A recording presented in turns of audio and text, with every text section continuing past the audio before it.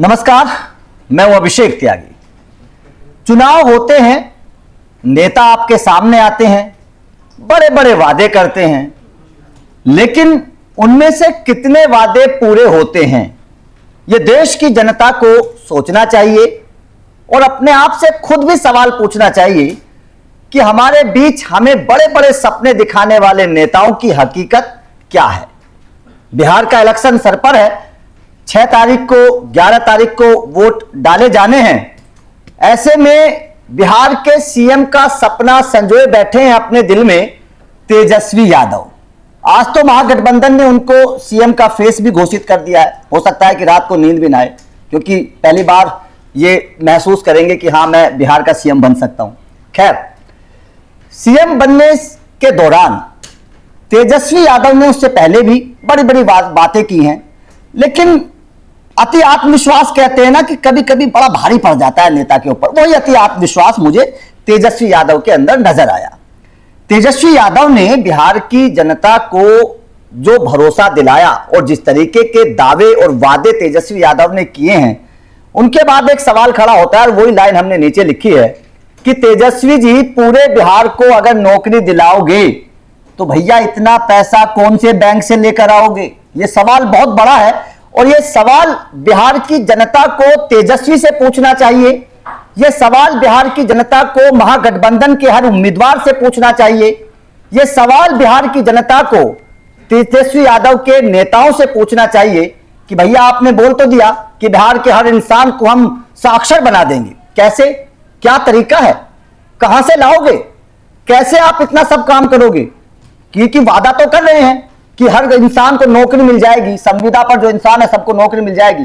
बिहार का बजट कैसे बढ़ाओगे, कहां से लाओगे इतना सारा पैसा? सवाल वाजिब है और इस सवाल को उठाना चाहिए। बिहार के हर इंसान को इसके बारे में सोचना जरूर चाहिए। पंकज सर मेरे साथ मौजूद है, लगातार बिहार की राजनीति पर अपनी नजर बनाए हुए हैं। पंकज सर, आपने भी तेजस्वी यादव के उन बयानों को देखा होगा, सुना होगा। क्या लगता नहीं है कि बहुत बड़ी बातें तेजस्वी ने कर दी हैं कि बिहार के हर इंसान को नौकरी दिला देंगे? कहां से? इस बार के महागठबंधन ने 2 महत्वपूर्ण मुद्दे उठाए थे। पहला, राहुल गांधी ने एसआईआर का मुद्दा, वो जमीन पर सुपर डुपर फ्लॉप रहा। ठीक है। और दूसरा, हर घर में एक सरकारी नौकरी देने का मुद्दा, जिसे आरजेडी के खुद के ही जो नेता और कार्यकर्ता पचा नहीं पा रहे। पता है इस देश में टोटल सरकारी नौकरियां कितनी हैं? कुल मिलाकर पूरे देश भर में, इसमें केंद्र सरकार और सारे राज्य सरकारों का मिलाके नौकरी है आइडियल 27 लाख। ठीक है। 13.5 लाख लोग अभी काम कर रहे हैं। ठीक है। अभी अब बिहार में 12.5 करोड़ परिवार हैं। ठीक है। इसके लिए 3.5 करोड़ सरकारी नौकरी नहीं, 12.5 करोड़ जनसंख्या है, 3.5 करोड़ परिवार हैं। तो 3.5 करोड़ परिवार में एक सरकारी नौकरी। ठीक है। आप बताइए, पूरे देश में 13 लाख लोग सरकारी नौकरी कर रहे हैं, अकेले बिहार में ही बाबू साहब कह रहे हैं कि 3.5 करोड़ हम नौकरी देंगे। हाँ। और एक जिले में, हाँ, एक जिले में कितनी सरकारी नौकरी पड़ेगी पता है? 13 लाख। जितना समूचा भारत में आदमी नौकरी करे, उतना तो सिर्फ एक जिला में सरकारी नौकरी करेगा। और काम क्या देंगे इतना सारा? 13.5 लाख आदमी एक एक जिला में, वो करेगा क्या? मिट्टी खोदेगा? आप सिर्फ सैलरी की चिंता में भूले जा रहे हैं। मैं तो ये सोच रहा हूं कि इतने सारे सरकारी कर्मचारी हर घर में रहेगा और फिर कोई क्राइटेरिया नहीं लगाया। ऐसा नहीं कि जो पढ़ा लिखा रहेगा उसी को सरकारी नौकरी देंगे, ऐसा कुछ नहीं कहा है। आप अनपढ़ हो, आपको एक अक्षर नहीं लिखने आता, अगर आप अकेला, मान लीजिए कि इकलौता बेटा मैं हूं और मुझे कुछ नहीं आता, मैं बैठा हुआ हूं, तो मुझे सरकारी नौकरी मिलेगी क्योंकि मैं अकेला हूं, क्योंकि हर परिवार में मिलनी है ना। आपको करने की जरूरत पढ़ा लिखा है ना, वो मतलब निश्चिंत हो जाए कि उसको नौकरी मिलने वाली है। अब ये तो क्राइटेरिया तो लगाया नहीं ना। हाँ, बिल्कुल। ये थोड़ी कहा है कि हम पढ़े लिखे लोगों को देंगे। हाँ। ये थोड़ी कहा है कि मैट्रिक पास आदमी को देंगे। वो कहे सबको देंगे। सबको देंगे। हाँ। तो एक तो भाई, हाँ, सबको देंगे, सबको सरकारी नौकरी मिलेगा। और जो नहीं लेगा उसको पकड़ पकड़ के दिया जाएगा। कि किसी भी परिवार में अगर कोई कहे कि नहीं भैया मेरा बिजनेसमैन का परिवार है, हमारा करोड़ों का कारोबार है, सब बाल बच्चे वहां, बोले नहीं, सरकारी नौकरी तो लेना पड़ेगा कोई ना कोई, नौकरी तो करनी ऐसे पड़ेगी। कैसे नहीं लीजिएगा। हाँ, नौकरी जरूर करनी पड़ेगी जी। तो ये वादा है। तो ये दो ठीक है, बढ़िया है, अच्छी बात है और खूब तारीफ भी होनी चाहिए, क्योंकि भगवान ने चमड़े का मुंह दिया, उसमें कोई कंट्रोल ब्रेक बटन लगाया नहीं, ताकि जितना बोल सकते बेटा कुछ भी जी। इतना के अलावा, इतने के अलावा ये तो देंगे। इसके अलावा इन्होंने कहा कि जितने भी कॉन्ट्रेक्चुअल स्टाफ हैं अभी जो काम कर रहे हैं ऑलरेडी, सबको परमानेंट करेंगे। जितने भी संविदा के आधार जितनी नौकरियां वो सबको परमानेंट करेंगे। मैं अगर आप कैलकुलेटर लेके बैठिए तो कैलकुलेटर में डिजिट आने बंद हो जाते हैं, इतनी सैलरी देने की जरूरत पड़ेगी इनके वादों को पूरा करने के लिए। नहीं कर सकेंगे आप। भारत सरकार का बजट कम पड़ जाएगा इनके सारे वादों को पूरा करते करते सिर्फ बिहार में। और ऊपर से ये कहते हैं कि सारा कैलकुलेशन करके बैठे। हाँ, ऐसे हवा में नहीं कर रहे हैं वादा भाई, सारा कैलकुलेशन है इनके पास। और जो बचा खुचा माई बहन योजना था ना, वो माई बहन योजना, हम लोग माई बहन का कुछ और करते पर ये योजना का नाम रखे हैं। तो ये हर माई बहन को ये 200 2000 या 2500 रुपया ये दे रहे हैं। हाँ, ये अलग से पैसा। मतलब कि दिमाग ब्लास्ट कर जाएगा इनका सारा बात अगर सीरियसली सुनिएगा तो। बिल्कुल सर। और आज जो प्रेस कॉन्फ्रेंस में आज जो कह रहे थे कि सारे को मुफ्त पढ़ाई, सारे को मुफ्त दवाई, सारे को मुफ्त लड़ाई, सारे को मुफ्त मिठाई, सारे नहीं क्या क्या, ये सब कुछ छोड़ दीजिए। ये चल रहा है बिहार में। बिल्कुल आपने सही बोला। मजाक ये जो ई है ना, इसका इस्तेमाल बहुत अच्छी तरीके से किया है। सारों को पूरे बिहार में मुफ्त पढ़ाई, मुफ्त दवाई, सब कुछ मतलब मुफ्त ही मुफ्त है।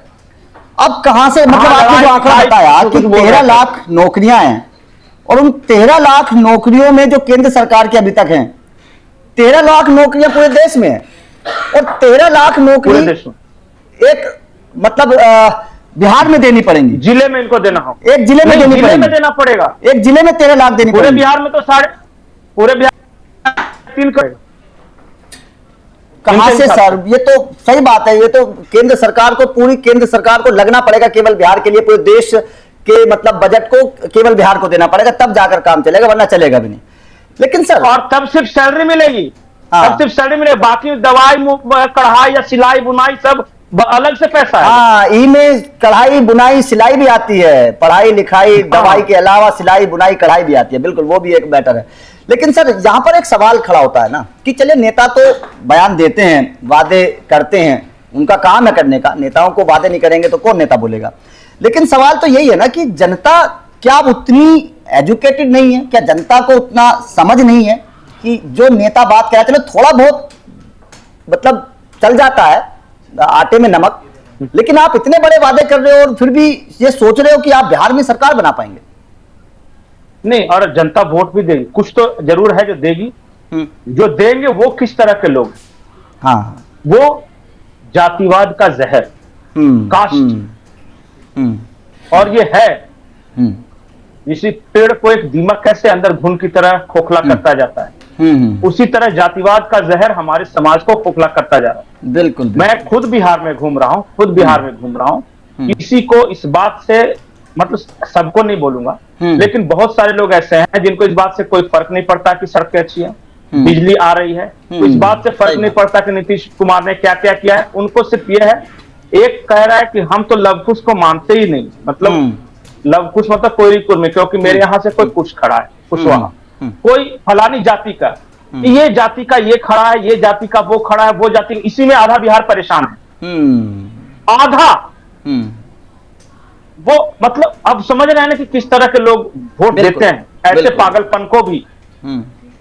और ये साहनी साहब है, इनके बारे में बड़ा इंटरेस्टिंग फैक्ट मैं बताऊं। इनको क्या आज घोषित किया गया है आप ही बताइए? उप मुख्यमंत्री का उम्मीदवार। हाँ, ये कितनी सीटों पे लड़ रहे हैं, इनको कितना मिला है लड़ने के लिए? 15 मिला है। अब 15 में से मैं जो बोलता हूं वो सुनते जाइए और हंसते जाइए। सुगौली एक विधानसभा क्षेत्र है, उसमें इनके कैंडिडेट का नामांकन रद्द हो गया, तो बच गए कितने? 14। बाबू बरही से एक गुलाब यादव की बेटी, बाबू बरही मधेपुरा जिला में एक विधानसभा क्षेत्र है, तो गुलाब यादव की बेटी को वीआईपी से उम्मीदवार बनाया था, उसने अपना नामांकन वापस ले लिया। अब बच गए कितने? 12। नहीं, दो चले गए ना? 15 में से 2 गए, हाँ 13 बच गए। हाँ 13 बच गए। 2 ऐसी सीटें हैं जहां पे आरजेडी और वीआईपी दोनों के उम्मीदवार हैं, जिसमें से ऑफिशियल कैंडिडेट बनाया गया है आरजेडी वाले, वो कौन कुशवाहा है उनका नाम बनाया गया है। ये दो सीट पे तो बच आपस में गए लगे 11। 11 बच गए। अब 11 में जीतेगा कितना? नंगा नहाएगा क्या, निचोड़ेगा क्या, उसमें से कितना जीतेगा और कितना में उप मुख्यमंत्री या प्रधानमंत्री या मंत्री बनाएगा, आप कैलकुलेट करके रख लीजिए। सही बात है, यही चल रहा है। और एक भी फैक्ट अगर बताइए कि सुगौली वाले का नामांकन रद्द हुआ कि नहीं, या गुलाब यादव की बेटी ने नामांकन वापस लिया कि नहीं, सब ये कह रहे हैं। तो भैया 10 पे लड़ ही रहे हो, उसी में से खुद एक तो अपने उप मुख्यमंत्री बन गए, एक आध 2 मंत्री बनाओगे ही बनाओगे, छोड़ोगे किसी को किया नहीं बाकी के लिए। यही बिल्कुल सर, आपने सही कांग्रेस समझाया। वाले अलग, कांग्रेस वाले अलग फूफा बन के। सर आपके थोड़ा नेटवर्क में प्रॉब्लम है, आवाज नहीं आ रही है जी। हेलो जी जी जी जी सर। हेलो, हाँ सर, अरे कांग्रेस वाले अलग फूफा बन के बैठे हुए हैं कि आज के पोस्टर में राहुल गांधी का चेहरा काया नहीं था। पप्पू यादव से पूछ लीजिए, वो कह रहे नहीं चलेगा चाहे जो हो जाए। तो सोचिए जरा कि बिहार के जो कांग्रेस के नेता वो नाराज, और राजस्थान वाला आके समझौता करा रहा है। अशोक गहलोत आए थे समझौता करा। बिल्कुल बिल्कुल, हाँ। तो बात सब तो आप सुन ही रहे हैं। बिल्कुल बिल्कुल सर, सवाल बहुत बड़े हैं और इस सवालों का जवाब खुद बिहार की जनता को तलाशना पड़ेगा कि भैया वादे तो बहुत कर दिए, ये वादे पूरे कहां से होंगे। आपने हर घर में नौकरी देने का वादा कर दिया, 2500 रुपए मां बहन योजना के तहत देने का वादा कर दिया, आप संविदा वालों को नौकरी देने की बात कर रहे हैं। भैया कितनी नौकरी देंगे? 13 लाख नौकरी तो एक जिले में देनी पड़ेंगे जितनी पूरे केंद्र सरकार की है। तो सवाल है, बिहार के लोगों को खुद इसका जवाब खोजना पड़ेगा और उसके बाद अपने वोट करने के लिए जाना चाहिए। मेरे हिसाब से आपका इस खबर पर क्या कहना है? तेजस्वी के वादों को आप इस तरीके से जी पंकज सर कुछ बोल रहे थे। आखिरी कमेंट ये कह रहे हैं सबको पढ़ा देंगे, तो उन सब में खुद भी आएंगे या नहीं, ये भी पूछ लीजिएगा। हाँ सर, वो भी मैं पूछ रहा हूं कि सबको पढ़ाने की बात कर रहे हैं, खुद की डिग्री पर भी सवाल है, उस पर भी थोड़ा सा जनता की राय हम जरूर जानना चाहेंगे। खैर, आपका इस खबर पर क्या कहना है, कमेंट करके जरूर बताइएगा।